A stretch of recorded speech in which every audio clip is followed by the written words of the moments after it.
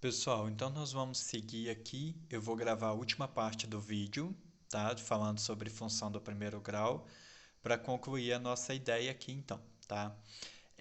Então aqui eu tenho uma reta que ela é decrescente, tá? Então percebam que da esquerda para a direita a minha reta está diminuindo, ela está descendo, então ela é uma reta decrescente.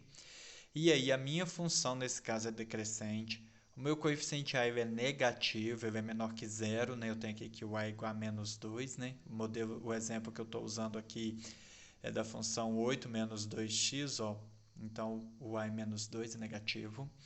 E aí vale lembrar que as grandezas aqui, então, ó, as grandezas descritas nesse gráfico são grandezas inversamente proporcionais, né? Então, é alguma coisa que, enquanto uma aumenta, a outra diminui. Então, as grandezas são inversamente proporcionais. Tranquilo? Só para vocês entenderem aí. Seguindo, então. Aí eu queria falar com vocês aqui, ó, da função voltar um pouquinho e falar da função constante. Ó. A função constante tem gráfico? Sim, a função constante ela tem gráfico. Como é o gráfico da função constante? É uma reta paralela ao eixo x, ok? Então, o que significa que ela é paralela? Ela não vai interceptar o eixo x. Então, consequentemente, ela não vai ter raiz, né? Não vai ter zero da função.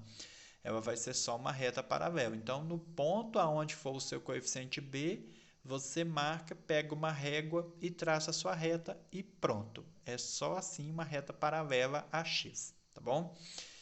E falando um pouquinho da função identidade, perdão, da função identidade não, da função linear, né? Falando um pouquinho dessa função linear, nós vimos que a função linear é aquela que só tem o coeficiente a, ela não tem o coeficiente b. Então eu usei um exemplo aqui, ó, do g de x igual a 2x, atribuí aqui alguns valores para x, ó, menos 1, 0 e 1. Calculei os respectivos valores de f de x, obtive aqui 3 pontos, e aí eu vou jogar esses pontos lá no meu plano cartesiano. Então, olha só. Olha o que acontece quando eu jogo os pontos lá no plano cartesiano. Os pontos que eu obtive foi menos 1 e menos 2, 0 e 0 e 1 e 2. Ó. Foi esses os pontos que eu atribuí lá que eu encontrei lá na minha reta.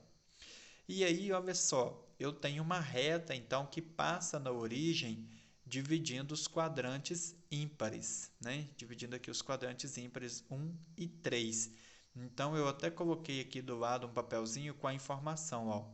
A reta divide os quadrantes ímpares 1 e 3 quando o coeficiente a é positivo, quando o coeficiente a é maior que zero, né? Então, quando o coeficiente a é positivo e maior que zero, a reta vai ser crescente e ela vai passar na origem. A função linear, ela sempre vai passar na origem, tá? Então, quando ela não tem o coeficiente b, ela sempre vai passar na origem.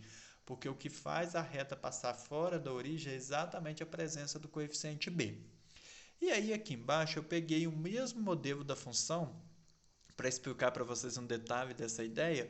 Eu joguei g de x igual a menos 2x. Então, aqui eu joguei negativo. Atribuí os mesmos valores para x, menos 1, 0 e 1, e calculei os respectivos valores de f de x. Ó. Então, eu achei agora 2, 0 e menos 2. Então, eu obtive os pontos menos 1 e 2, 0 e 0 e 1 e menos 2. E aí, olha o que acontece quando eu jogo aqui no gráfico. Ó. Então, eu obtive os pontos menos 1 e 2, está aqui. Origem, 0 e 0, sempre, né? E 1 e menos 2. E aí eu tracei a minha reta. E aí perceba que agora a minha reta ela passa pela origem, mas ela passa nos quadrantes pares. Então, nos quadrantes 2 e 4.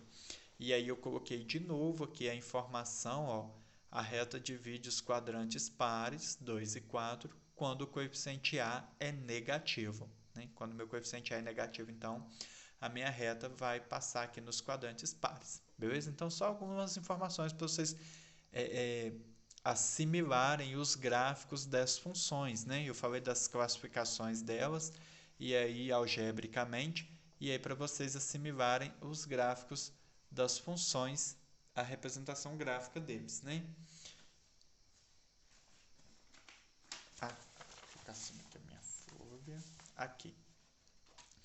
Eu estou caçando aqui as minhas folhas e achei aqui. Vamos continuar então. Pessoal, olha só. Aí eu coloquei um exemplo só de uma atividade que está no nosso material de estudo, postado na sala de aula virtual, e que aí eu quero explicar para vocês. Os demais exercícios que estão lá, se vocês tiverem dúvida, eu vou tirar as dúvidas no privado, individualmente com cada um. Tá? Mas esse aqui eu quero explicar aqui no vídeo para todo mundo. Que é o quê? Determinar uma função. Então, eu vou determinar uma lei de formação de uma função, né? Determinar uma função é determinar a lei de formação da função. E como que é essa função? Tal que f de 1 é igual a 4 e f de 5 é igual a 16. Então, como que eu vou achar essa função, então? Olha só, eu vou substituir na lei de formação da função.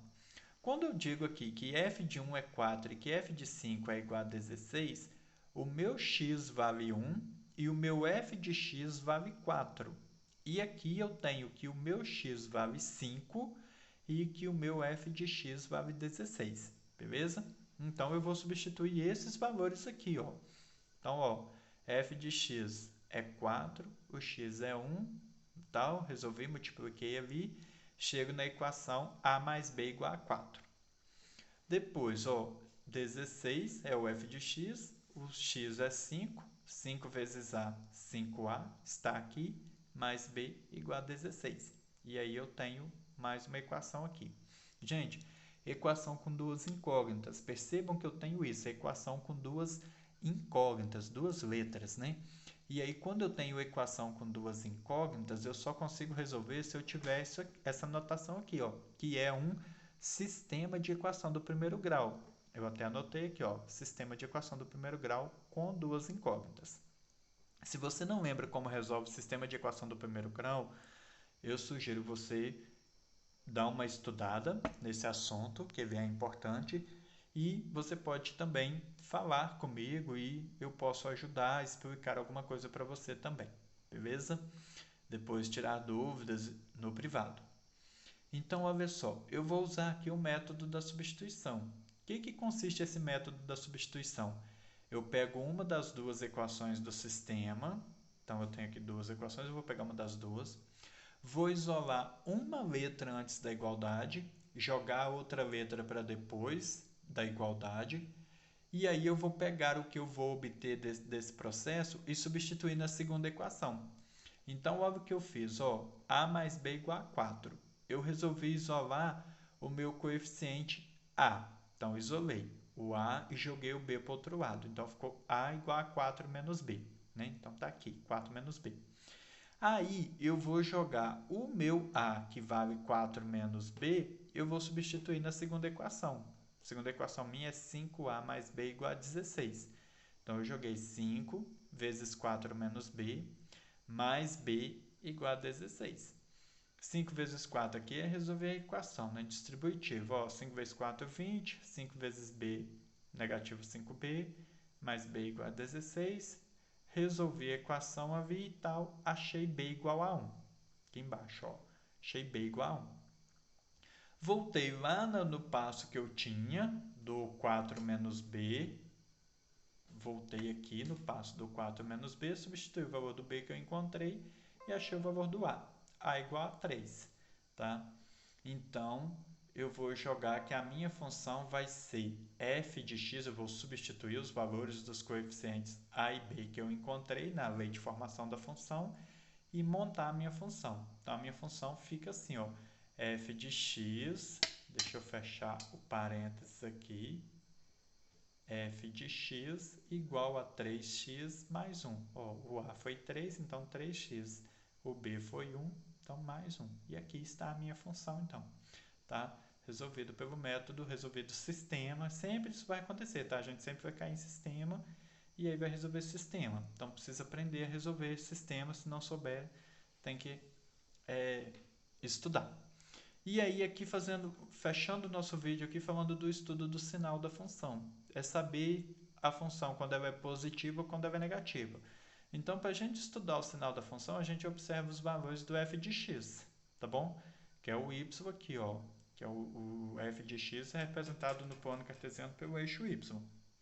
Então, olha só, eu tenho um ponto, que é a raiz da função, que nesse ponto aqui, onde é a raiz da função, a minha função vale zero. Então, ou seja, nesse ponto que eu tenho a raiz da função, tudo que está abaixo do eixo x é negativo. Então, nesse intervalo aqui, a minha função é negativa, o meu f de x é menor que zero. E tudo que está acima do eixo x é positivo. Então, depois da minha raiz da função, eu vou ter que a minha função ela é positiva, tá? Ah, professor, vai ser sempre assim? Não, cuidado, porque aqui eu coloquei um exemplo de uma função crescente.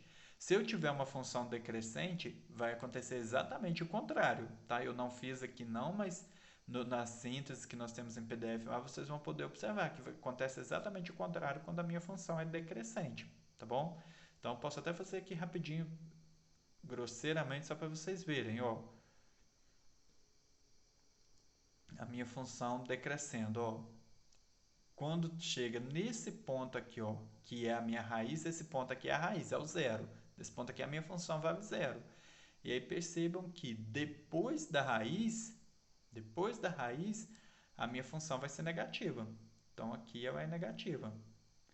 E antes da raiz, a minha função é positiva, né? Porque a raiz foi exatamente o ponto onde dividiu ela no eixo x aqui, acima e abaixo do eixo x. Então, até chegar na raiz, a minha função estava toda acima do eixo x, então ela era toda positiva. Quando chegou na raiz, ela passou para abaixo do eixo x, e aí ela passou a ser negativa então. Então, os meus f's de x, depois da raiz, passou a ser negativo, tá bom? Então, é isso. Eu agradeço vocês, tá? E qualquer dúvida é só me chamar no privado, beleza? Valeu!